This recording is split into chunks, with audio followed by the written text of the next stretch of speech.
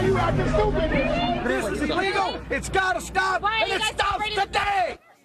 Tempers flaring once again in that small California town of Murrieta over the 4th of July weekend as the feds tried to dump another plane full of illegals in their backyard. 5 people were arrested as supporters from both sides clashed in the streets.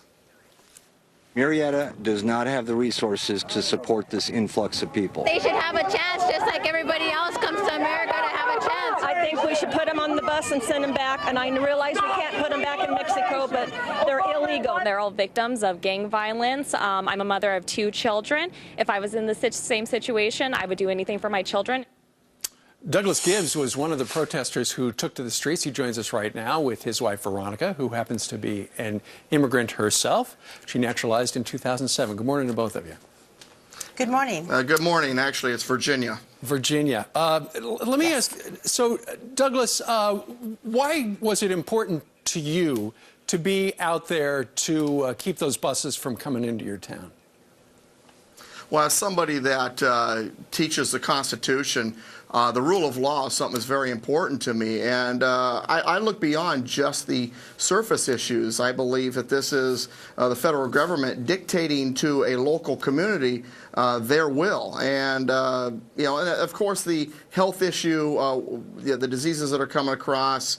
And all of that is a concern as well, and I definitely brought that up last Friday on the same program. But for me, a large part of it is also the fact that the rule of law is not being followed and the federal government is forcing its will upon local governments, which is unconstitutional. Mm-hmm. And Virginia, the other day, I know that people out in that neck of the woods had heard that there were going to be 140 more immigrants brought into your community for processing. As it turns out, the bus went south rather than into your neck of the woods. Why is it important for you that they not go to that processing facility?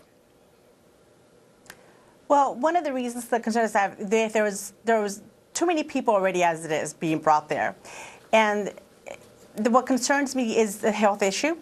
It's overcrowded, and the people are just being dumped there and basically fitting for themselves. And I believe that they should be taken back, processed the normal way, you know, health checks, make sure that there's relatives here they can take them in instead of just putting them in the middle of nowhere and leave them there basically on their own. And I don't think it's right. I think it's inhumane. Doug, let's talk about the humanity of it. You see these little kids sent by their parents, thousands of miles away from their home. They're here now. You know, your heart breaks. The kids need a place to go. How do you respond to people who say, well, you're just heartless if you want to turn them around and send them back? Well, I mean, I get it. You know, this is the greatest country in the world. Of course they want to come here. But, you know, these people are tired. They're hungry. They've crossed the border. They're still in the same clothes that they were in when they're captured and processed, and they don't get a chance to bathe, to eat, to sleep, and then they're basically dropped off as homeless people. And so really it's kind of frustrating because you're watching these people being treated like cattle for a political agenda. But really the ultimate solution is to seal the border, to secure the border so that they are not even encouraged to come across in the first place. We're so busy with all of these thoughts of immigration reform that it doesn't matter if we don't secure the border. And Article 4, Section 4 of the Constitution requires us to secure the border. And we've got a president, we've got an administration, we've got a federal government who refuses to follow the rule of law, and that's been my concern. It has been your concern. Of course, there was a second, a couple of days ago when you thought another bus full of people was going to show up, but it didn't, as it turns out. Right. And there were a lot of protesters. The pro-amnesty crowd showed up in great numbers. Right. But you don't think those people are local people, do you?